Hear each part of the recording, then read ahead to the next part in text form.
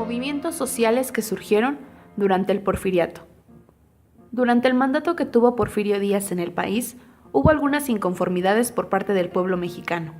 Algunas causas de estos movimientos fueron la disminución del salario de los trabajadores, el incremento en la jornada de trabajo con bajo salario, el pago en vales o en monedas de níquel, nunca en efectivo. En algunos casos, los malos tratos de los patrones y la preferencia de trabajadores extranjeros. El régimen porfiriano actuó decididamente al apoyo de los patrones, reprimiendo con la fuerza del ejército los actos de protesta y desesperación de los mismos. Se dieron muchas huelgas obreras, pero las que más relevancia tenían eran la de Cananea, en Sonora, ocurrida a finales de 1906, y la de Río Blanco, en Veracruz, a principios de 1907. Durante el Porfiriato, hubo un número considerable de huelgas de las cuales no se tienen datos, pero se dice que iniciaron desde 1875 y se registran aproximadamente unas 25 huelgas durante 1905. Con esta pequeña introducción, daremos paso a hablar sobre la huelga de Cananea.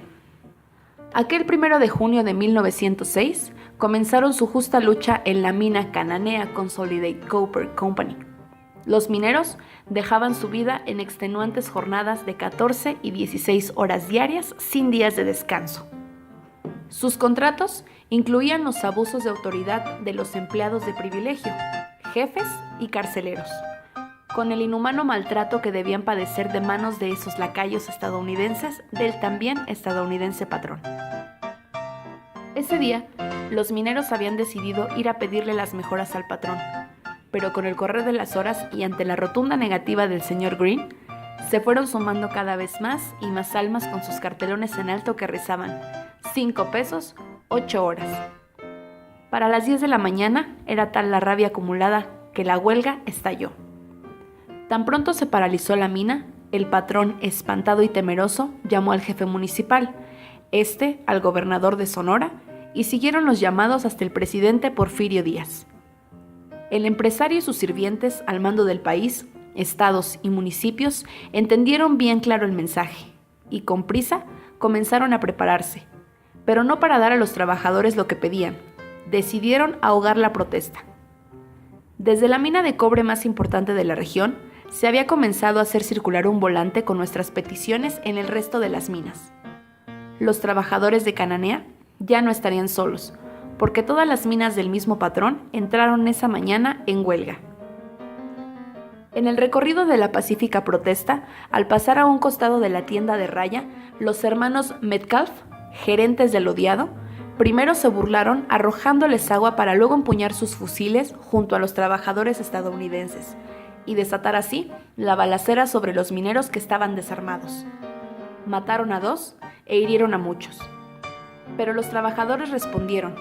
Quemaron 5 depósitos de madera, un depósito de semillas, otro de forrajes y el edificio de la maderería donde aquellos laboraban. Los empresarios de la región no podían permitir una sublevación, no podían dejar que sus intereses se vieran cuestionados, y entonces se unieron para acabar rápidamente con la amenaza, aleccionar al pueblo y a los obreros de las otras minas. El entonces presidente de Estados Unidos, Theodore Roosevelt, estuvo al tanto. Desde el estado de Arizona, enviaron a sus Rangers a controlar la situación, pisoteando la soberanía del país, pues para los capitalistas no hay fronteras que detengan sus ganancias. El 2 de junio entraron armados a México para custodiar la tienda de raya y las instalaciones del capital estadounidense. Entonces los mineros en lucha fueron perseguidos y asesinados los que se resistieron. Todo con el apoyo de la policía rural porfirista. El 3 se declaró ley marcial en Cananea, y así terminaron por controlar la huelga, encarcelando a los líderes mineros en la prisión política de San Juan de Ulúa, en Veracruz. Ahora hablaremos de la huelga de Río Blanco. La huelga de Río Blanco es el nombre dado a la rebelión protagonizada por obreros mexicanos en Veracruz. Se produjo el 7 de enero de 1907, y sus protagonistas fueron, sobre todo, los trabajadores de la empresa textil de Río Blanco. La industria textil se había convertido en esa época en una de las más importantes de la nación, con miles de obreros trabajando en ella. Las condiciones laborales de los trabajadores eran miserables, por lo que poco a poco se empezaron a organizar diversos colectivos que luchaban por la mejora de la legislación al respecto. El auge industrial se produjo a costa de los derechos de los trabajadores prácticamente inexistentes. Los empresarios decidieron declarar un cierre patronal con el que pretendían hacer que los obreros desistieran de sus demandas. En Río Blanco había empleados cerca de 1,700 obreros textiles, con unas condiciones casi esclavistas. La jornada diaria era de 15 horas, prácticamente de sol a sol. Los sueldos eran ridículos, solo 35 centavos diarios. Entre las normas de la empresa destacaba que si alguna máquina se estropeaba, el arreglo se descontaba del salario del trabajador. Las normas también estipulaban las compras, las cuales debían hacerse obligatoriamente en las tiendas relacionadas con la compañía.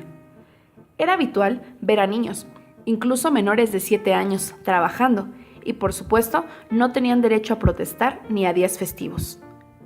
Sin empleo y con días de parte de los empresarios, los obreros deciden pasar a la acción. Así, el día en el que se estaba previsto que volvieran a sus puestos, el 7 de enero de 1907, se plantan en la puerta de las fábricas negándose a entrar. Unos 2,000 trabajadores inician entonces la rebelión, lanzando piedras y atacando la tienda de Raya. Tras esto, se dirigen a la comisaría a poner en libertad a varios de sus compañeros apresados por defender sus posiciones. Igualmente, prenden fuego a varias posesiones de los empresarios y comienzan una marcha hacia Nogales. Allí los esperaba el 13º Batallón del Ejército, que comienza a disparar indiscriminadamente a las posiciones de los trabajadores. Las autoridades habían dado órdenes a los soldados de acabar con la rebelión usando toda la fuerza necesaria. Tras unos días de revuelta, el número de muertos entre los obreros se contaba por cientos. Aunque no existe una cifra exacta, trabajadores del ferrocarril afirman que vieron vagones cargados de cadáveres. Se calcula que pudieron ser entre 400 y 800. Algunos líderes de la revuelta fueron fusilados en los días siguientes, mientras que otros consiguieron huir a las montañas. Al acabar la rebelión, Porfirio Díaz organizó un lujoso banquete para los propietarios de las fábricas, todos extranjeros. Era su manera de compensarles por las molestias sufridas. Aunque la huelga de Río Blanco y la de Cananea acabaron sin que los trabajadores consiguieran sus peticiones y se les privara del derecho a huelga, lo cierto es que las repercusiones fueron muy importantes. Porfirio Díaz y su gobierno sufrieron una importante pérdida de prestigio y credibilidad. Los movimientos obreros no desaparecieron, sino que se fueron fortaleciendo a pesar de la aparente derrota. Desde esa fecha, se sucedieron varias rebeliones protagonizadas por los trabajadores.